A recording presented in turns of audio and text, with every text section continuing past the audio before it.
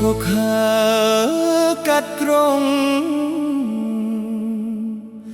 ต้องหากัดก็กัดจรอยสรอนอได้มอเดสโตកាលឆ្នាំ75មានខ្មែរហែហោស្នេហ៍ដែលផ្លាស់ប្តូរនៅជាតិស្រីថ្មី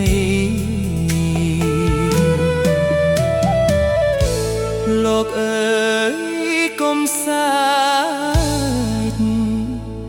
បាញ់ចាយចំអកស្នេហ៍ខ្ញុំជ្រុលខកដោយសារក្រកី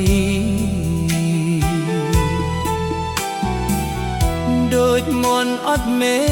គ្មានគេជួយស្ដីសង្ឃឹមម្ដាយថ្លៃនៅឯជើងមេ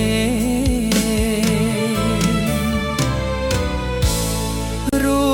ជាតិឈាមចោទំពោសាវតា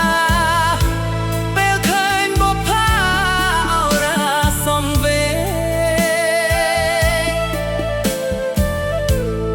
ទូកចាកំពុងរៀមលំដុំណេកអបការរំជេកគុំរួយចោលតោថ្ងៃនេះថ្ងៃស្អែកផ្លូវបែកខាងមុខអូននៅចាំទុកសេះដាច់ចំណង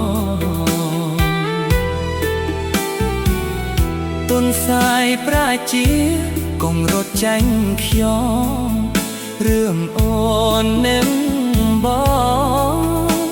ចាជា